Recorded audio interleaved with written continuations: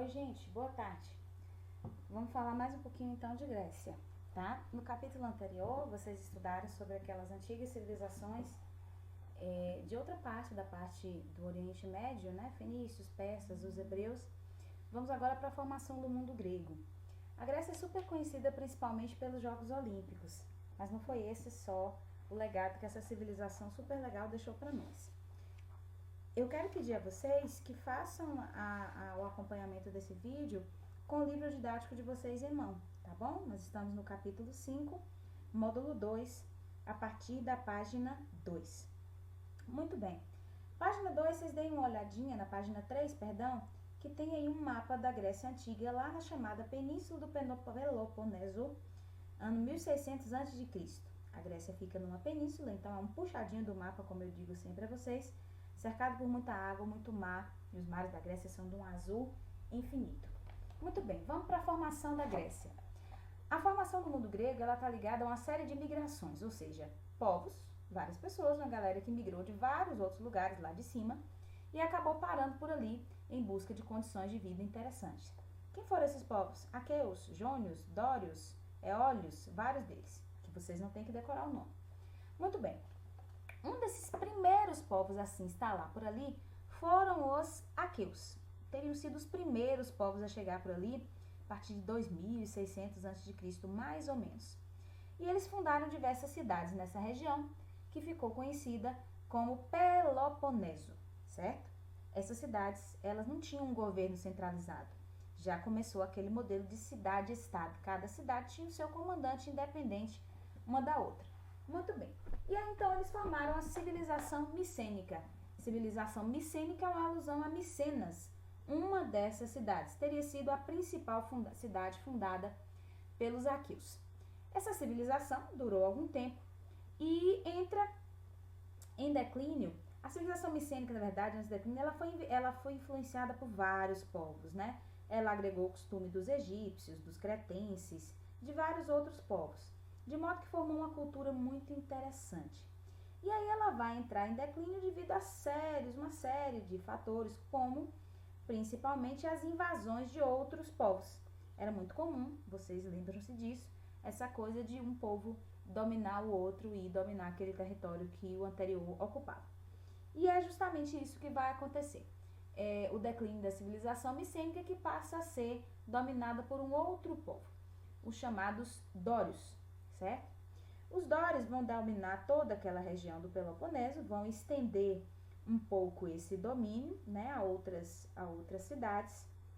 E aí eles vão formar um modelo de organização social bem interessante e diferente, que era o chamado genus. O que era um genus? O genus era uma comunidade organizada em torno de indivíduos que acreditavam ser parentes, né? Tinham ancestrais em comuns. Cada gênero ali, então, era uma comunidade liderada pelas pessoas mais velhas dessa família. E essas pessoas tinham um poder grande para comandar todo mundo. O que vai acontecer? Por que esse modelo de organização do genus, né, vai entrar em declínio, terminando também o mando dos dórios ali naquela região? Porque as comunidades crescem tanto que aquele modelo de organização e de comando, né, da parte dos mais velhos, da família, não vai dar conta mais de organizar aquele povo todo, tá? Então, esse modelo do genus vai entrar em declínio. Ou seja, não que aquele povo vá sair dali, mas aquele modelo de organização social baseado na família vai desaparecer. Nesse mesmo momento, surge nessas cidades-estado o chamado modelo aristocrático, certo? O que é um modelo aristocrático? Nessas cidades-estado que já existiam, primeiro dominada pelos aqueus, depois pelos dórios, tá? Vai surgir aquele grupo de pessoas mais ricas que por isso entendem que podem dominar todas as outras, tá? O modelo aristocrático está baseado nisso. Esse mandonismo da parte da galera mais poderosa, militarmente ou financeiramente, vai gerar uma série de lutas sociais. As camadas mais baixas se sentem desfavorecidas e começam a lutar por melhores condições de vida. É daí que vai surgir um novo modelo de organização social chamado de polis. Então, o que era a polis? Olha a palavra polis, não lembra o que? Metrópole, né? conjunto de pessoas num lugar. A polis vai ser um modelo de organização das cidades baseado principalmente na autonomia. O que era isso? Cada cidade tinha o seu próprio governo autônomo, um independente do outro, e um modelo que tentasse promover a maior participação possível das pessoas daquela sociedade. Algumas polis serão monarquias, certo? E uma característica comum a elas é o surgimento do chamado demos. O que era o demos?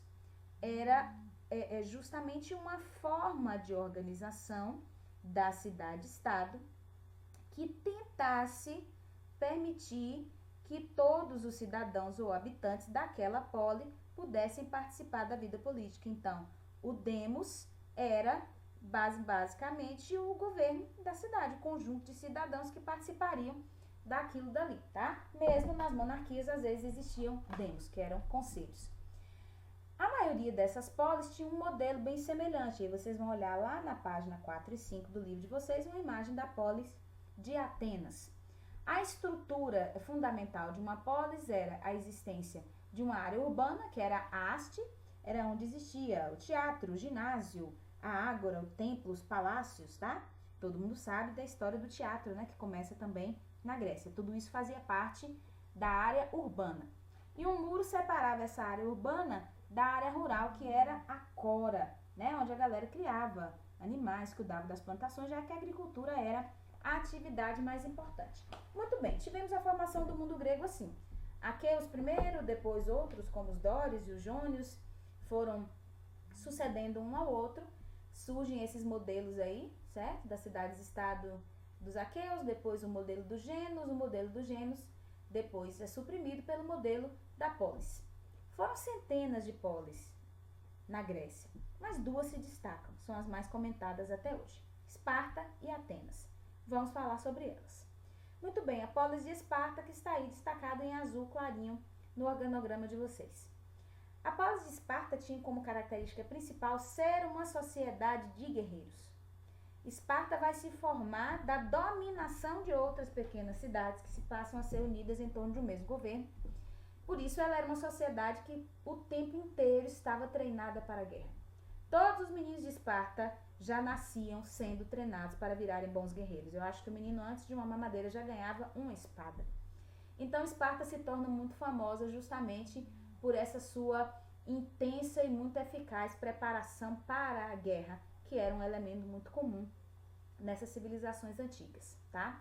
A polis de Esparta, ou seja, a cidade de Esparta, tinha uma organização social muito precisa, dividida de que forma? Em primeiro lugar, vinham os chamados esparciatas ou espartanos. Eram as pessoas mais importantes, certo? Daquela sociedade, tá?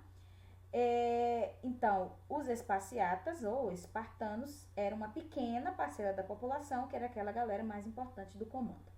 Depois deles vinham os chamados periecos. Quem era um perieco? Era uma pessoa livre, que foi dominada pelos espartanos e passou a viver lá em Esparta, ou era um escravo que conseguiu se libertar, mas, ainda que livre, essas pessoas não tinham direitos políticos nem direitos militares. Por último, o grupo menos importante da sociedade, como sempre, que era de escravos, aquelas pessoas que eles muitas vezes pegavam como escravo depois de vencer uma guerra em um outro lugar, tá? Então, a polis de Esparta era organizada desta maneira. Muito bem. Modelo político de Esparta. Esparta era uma monarquia, mas era uma monarquia diferenciada. Por quê? Existia um rei, na verdade, dois reis, vitalícios e hereditários. Se morresse, passava para o filho, tá? Mas esse rei não governava sozinho, não governava como bem lhe convinha, não. O governo dele era influenciado pelos conselhos que os espartanos formavam, tá? E por três instituições políticas principais. A Gerúsia, que era o conselho dos anciãos, ou seja, os 28 membros mais velhos daquela sociedade, que eram os esparciatas. A Ápela, que eram todos os espartanos com mais de 30 aninhos de idade. E o Eforato, que eram 5 magistrados, ou seja, pessoas entendidas das leis. Dessa forma, então, a política de Esparta era uma monarquia. aristocrática controlada pelos espartanos, ou seja, o rei não fazia tudo aquilo que ele queria. Periecos e escravos não participavam dessas instituições, ou seja, não participavam da política, certo? Diferente de muitas polis, uma coisa super interessante lá em Esparta era destaque para a posição da mulher. Ora, porque quem eram os guerreiros eram homens? Porque quem dava a luz aos guerreiros eram as mulheres. As mulheres, por exemplo, elas comandavam o negócio da família, elas controlavam os bens de sua casa, participavam de treinamentos esportivos. Gente, as mulheres de Esparta podem ser consideradas as primeiras criaturas fit do mundo antigo, porque entendia-se que uma mulher com um corpo saudável daria a luz a guerreiros também saudáveis. Então, uma coisinha interessante em Esparta. Destaque para as mulheres. Segunda polis mais importante da Grécia, Atenas, capital lá, tá? Atenas, vocês vão ver lá na página 7, no mapa, ela era um centro comercial, favorecido pela posição dela, ela estava no meio de todas as outras várias polis ali que existiam na Grécia, tá? A sociedade de Atenas, assim como a de Esparta, também era uma sociedade dividida. Em primeiro lugar, os cidadãos. Quem eram os cidadãos? Filhos de pais atenienses, nascidos em Atenas, eram os que tinham os direitos políticos, jurídicos, maior parte dos direitos econômicos, enfim, eram os cidadãos atenienses, certo? Que se consideravam descendentes dos fundadores da polis e por isso eram os únicos que tinham grandes direitos naquela sociedade. Depois dos cidadãos vinham os metecos, tá? Quem eram os metecos? Eles eram estrangeiros ou ex-escravos, né, que conquistaram a liberdade, porém não tinham também direito político. Por último, os escravos capturados durante a guerra. Então a divisão social de Atenas era muito semelhante à de Esparta. Aquela primeira galera, uma aristocracia, gente que era de lá da cidade, filhos de pais de lá e que tinha a maior parte dos direitos. Vamos à questão da modelo político de Atenas, tá? Todo mundo sabe, foi em Atenas que surgiu a noção de democracia, tal, como a gente conhece. Não foi essa democracia que a gente pratica hoje, não. Vamos lá. Atenas, ela inicialmente era uma monarquia, certo? O sistema dela inicialmente era uma monarquia com uma estrutura muito parecida com aquela que tinha lá em Esparta. Tinha o rei, né, uma figura conhecida como Basileu, só que ele não governava sozinho. Ele tinha um conselho de pessoas, somente os que eram os cidadãos, tá? Só os eupátridas, que eram aqueles cidadãos mais ricos, mais importantes, tá? Então, o Basileu governava com a ajuda desses conselhos. O que vai acontecer? Esses conselhos, formados pelos eupátridas, que era aquela galera mais rica, vai se fortalecer e os eupátridas vão querer tomar o lugar do rei. É essa fase que a gente está vendo. Atenas passa de uma monarquia para uma oligarquia. O que é uma oligarquia? Governo exercido por uma pequena parcela rica da população. Certinho? Então, Atenas passa um tempo nessa fase oligárquica. Esse negócio dos eupátridas, da galera mais rica ter passado a governar Atenas, eles vão começar a beneficiar somente a si mesmo, querendo ter o controle sobre as melhores terras, impondo dívidas aos proprietários de terra, e quem não pagasse a dívida virava escravo, e aí entra numa fase meio que complicada. E aí o que vai acontecer?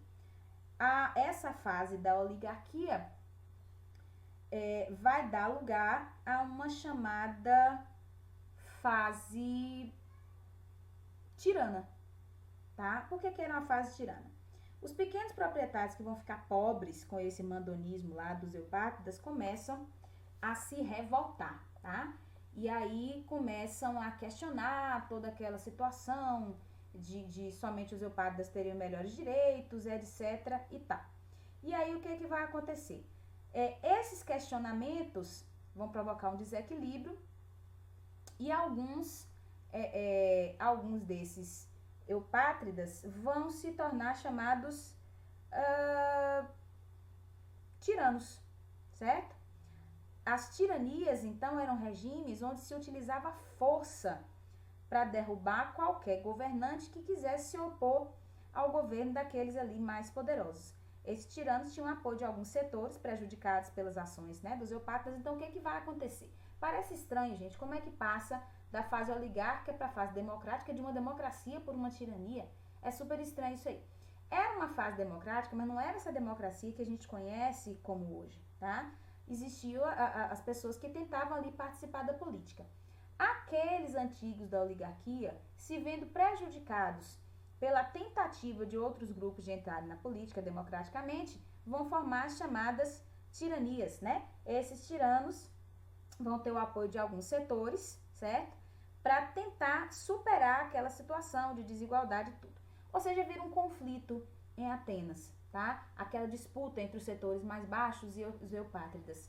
E aí vai entrar em ação os legisladores, a galera que fazia as leis, lembram-se deles? Alguns legisladores de destaque, o Solon, que vai promover o fim da escravidão por dívidas, o Clístenes, depois também, que vai tentar promover uma divisão nova na política. É esse cara, o Clístenes, que para tentar resolver esses conflitos ali entre aquele pessoal todo, né, os eupátridas, que eram os mais ricos, e o resto da galera, vai dar lá a ideia de criar uma divisão da cidade de Atenas em demos. Olha o nome, demos, é daí que surge democracia, como a gente conhece. O sistema do demos era uma ideia que é o seguinte: ele dizia que ia existir vários demos, cada demos de um grupo social diferente. Então ia ter o demos dos aristocratas, ia ter o demos dos camponeses e vários outros. E a ideia do Clístenes era o seguinte: escolher entre os demos, ou seja, sortear entre os demos 500 pessoas para fazer parte da Bulé, que era um conselho de cidadãos que todo ano ia ser trocado para participar das decisões políticas, tá? Essa reforma tinha dois objetivos, ou seja, evitar que as pessoas buscassem apoio do povão e fizessem rebeliões ou instalassem tiranias, que era a tirania, era aquela rebelião da galera para tentar mudar as coisas.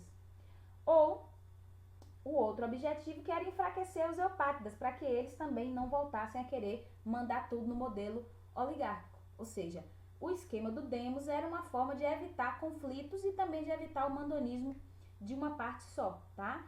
Então, é dessa noção do demos, tá? Dos grupos populares cujos representantes fariam parte da Bulé para escolher os projetos, as leis. É daí que surge essa noção de democracia, demos kratos, governo de todas as pessoas. Mas vamos lembrar que essa democracia ateniense tinha restrições. Que restrições eram essas?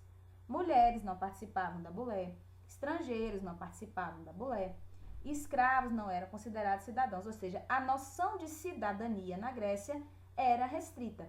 Demos kratos, né, o governo democrático, né, praticado pelos cidadãos. Porém, na Grécia, pelo menos em Atenas, nem todos eram considerados cidadãos.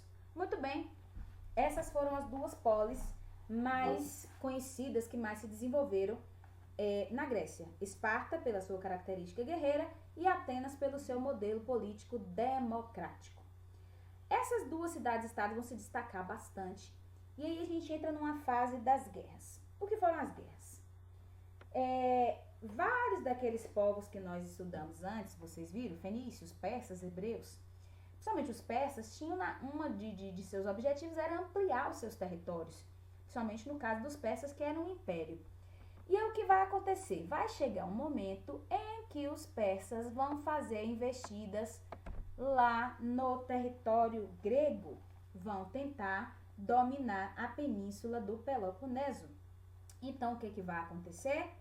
As guerras médicas foi um conflito entre gregos, de Atenas, de Esparta e de outras cidades-estado, contra os persas, que eram um povo super poderoso naquele momento, tá? Então, gregos contra persas, guerras médicas. Quem ganha essa guerra? A Grécia. Mas essa guerra representou um prejuízo humano e financeiro muito grande para os gregos, certo? Mesmo os gregos tendo ganhado contra aí os persas, foi um prejuízozinho complicado e meio que desordenou as cidades-estado, certo? Atenas, por exemplo, foi incendiada durante os conflitos, Esparta perdeu muitos guerreiros, enfim. Eles vão tentando se recuperar, até que em 478, os atenienses resolveram criar uma liga, certo? A Liga de Delos. Veja aí, o segundo pontinho que está destacado na parte amarela, 4.2. Atenas dizia que a criação da Liga de Delos era com o interesse de unir diversos polos, diversas cidades, para defender a Grécia de invasores, evitar uma outra guerra, como foi a Guerra Médica lá contra os persas. Só que o que vai acontecer? Atenas, e aí como toda liga, né, tinha aquela coisa de cada cidade contribuir com dinheiro para poder criar uma proteção, um exército, etc e tal. E o pessoal começou a ver que a Atenas começou a se aproveitar dela ser meio que a liderança da Liga de Delos, e ela estava enriquecendo por meio de impostos que ela cobrava das demais polis e que não estavam sendo usados em benefício da Liga, e sim em benefício da própria Atenas. Esparta fica com raiva, abandona a Liga de Delos e cria a sua própria liga, tá lá, a Liga do Peloponeso, sob a liderança de Esparta. O que vai acontecer? Vocês vão notar que os atenienses vão assumir uma postura meio que de imperialista. Eles acham que porque eles tiveram a iniciativa de vencer os persas, eles eram mais importantes. Isso gera um ciúme em Esparta, tá? E aí vai surgir meio que uma disputa. Quem é a polis mais poderosa, Esparta ou Atenas? Isso tudo desemboca numa guerra que foi a chamada Guerra do Peloponeso. A Guerra do Peloponeso envolveu, então, várias cidades-estado, algumas do lado de Esparta, outras do lado de Atenas. Esparta ganha essa Guerra do Peloponeso, mas, na verdade, todo mundo saiu perdendo, porque a guerra durou tanto, enfraqueceu tanto as cidades-estado, que elas deixaram de ter poder militar, político, econômico, e aí facilmente foram dominadas por outro povo, que foram os macedônicos. Estamos chegando no início do fim daquele mundo grego antigo. A Grécia existe lá até hoje, tá, gente? Nós estamos falando desse modelo de civilização baseado nas polis. Muito bem, os macedônios vão dominar a maior parte, praticamente todas as cidades-estado gregas, tá? Sobretudo com um dos reis macedônicos mais importantes, que foi Alexandre o Grande. Alexandre, ele tinha como princípio, muito culto que era, quando ele dominava um povo, ele não colocava uma imposição cultural, por exemplo, de língua, religiosidade, nada disso. O Alexandre acabou, então, quando dominou as cidades gregas, fundindo a cultura grega com a de outros povos que ele já tinha dominado. Como assim? Ele levou para a Grécia elementos da cultura egípcia, tá? Como também levou da Grécia elementos de sua cultura para outros lugares. Ou seja, dessa mistura da cultura grega com outras culturas, com costumes de outras culturas diversas dominadas pelos macedônios, é que surgiu o chamado helenismo, certo? O helenismo, então, foi, digamos, um processo de reafirmação, reforma cultural de toda aquela região, que gerou, inclusive, coisas muito interessantes que a humanidade desfruta até o momento, que é um legado cultural muito interessante, valores que influenciaram outras civilizações e permitiu a preservação desses valores e recuperação de muita coisa. A gente vai ver, por exemplo, a religiosidade, né? A questão dos deuses gregos, né? Aquela religiosidade que influenciou outros povos como os romanos, tá? É mais ou menos essa a história da Grécia Antiga, ok, pessoal?